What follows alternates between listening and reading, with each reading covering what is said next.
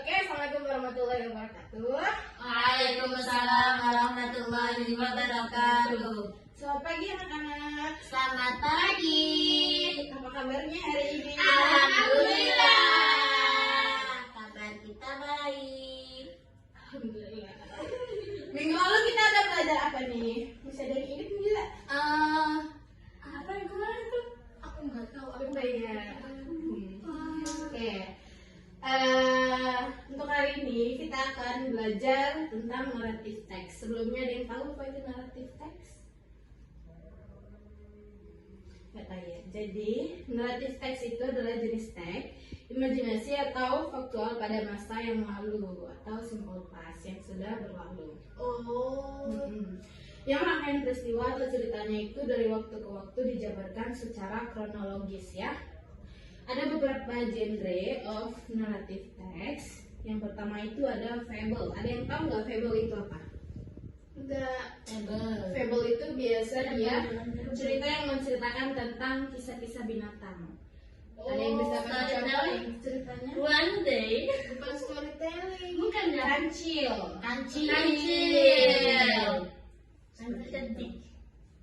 Yang kedua ada myth. Itu cerita mitos yang dianggap faktual atau benar terjadi. Ada yang bisa kasih contoh? Malin Kundang. No. Seperti apa ya? Nyi Roro Kidul. Tuh.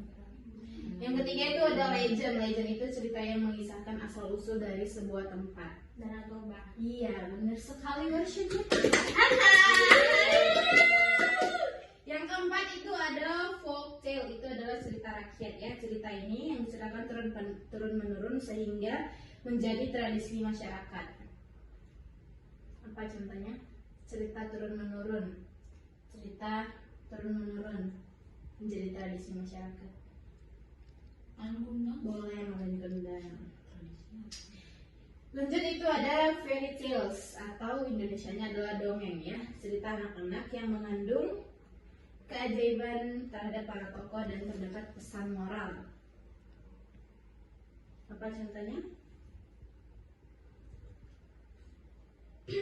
Dongeng-dongeng yang ada pesan moralnya. Pesan moral itu kayak Enggak. ini kan gitu. Boleh. Enggak lah. Yang Next. storytelling itu. Lanjut ada love story atau cerita cinta yang isinya berupa perjuangan untuk memperjuangkan tokoh utama. Romeo Juliet. Oke, selanjutnya selain beberapa tadi yang Miss kasih tahu ada juga seperti horror story, slice of life, and personal experience ya. Dan untuk structure narrative text itu ada 3. Yang pertama itu orientation atau biasanya kalian pahami dengan pendahuluan ya. Di situ tempatnya kita untuk pengenalan tokoh, tempat, dan juga waktu. Dan kedua itu adalah complication atau konflik permasalahan. Dan yang ketiga itu adalah resolution atau solusi dari masalah. Kalian bisa buka cerita yang sedang Miss kirim, itu ada satu contoh cerita. Tapi sebelumnya yang pertama itu orientation atau pendahuluan. Di sini biasanya untuk pengenalan beberapa tokoh dan juga kita bisa pakai seperti ada 5W kayak who, where, when, what.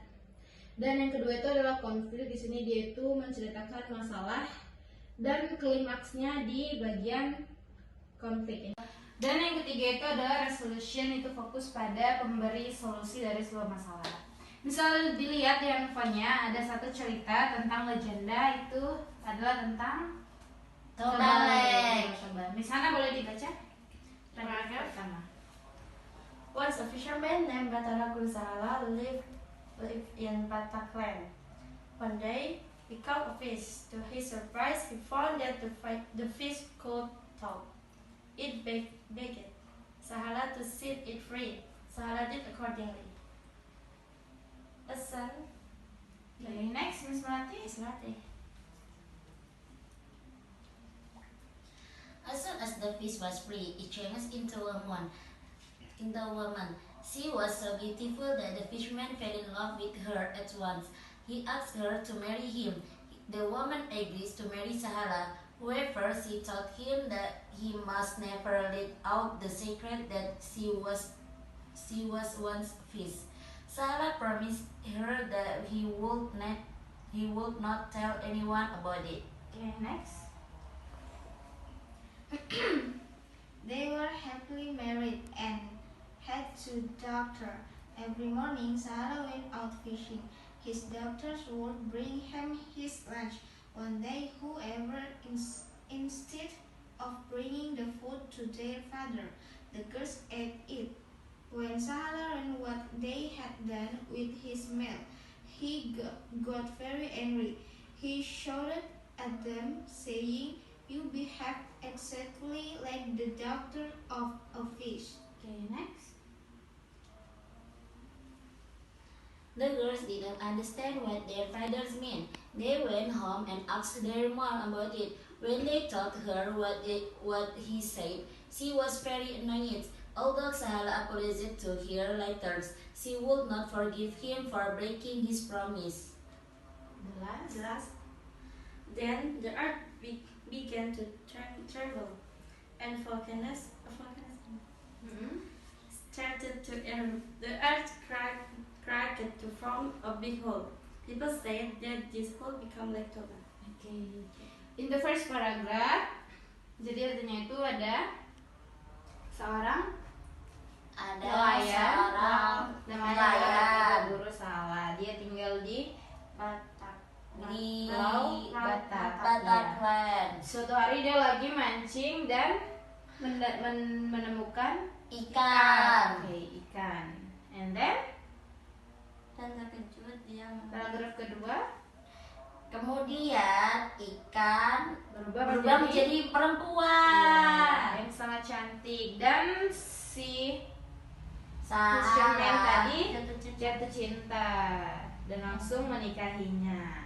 Nah, kita bisa lihat di paragraf pertama dan kedua itu kita bisa sebut apa? Ada orientation, complication, and resolution. Orientation. Kenapa? Because Why? pendahuluan. Oke. Perkenalan. Introduce the tokoh-tokohnya dan juga tempatnya ada di Pulau Batak ya.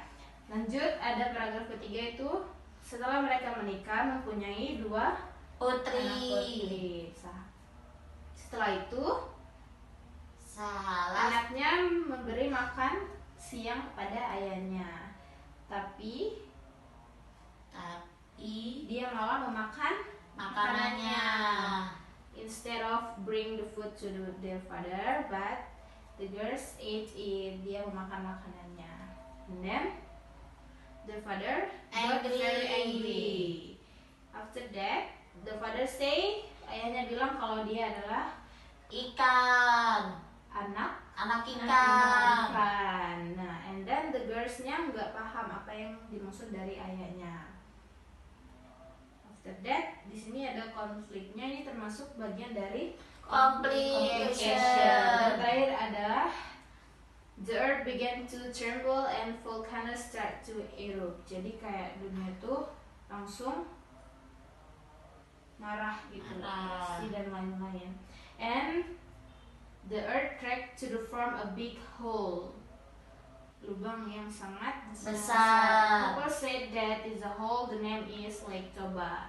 Bagian terakhir itu kita bisa sebut dengan Resolution. ending dari sebuah ceritanya. Ada pertanyaan? My Tidak. students, okay. If tidak ada, thank you so much and wassalamualaikum warahmatullahi wabarakatuh. Wah.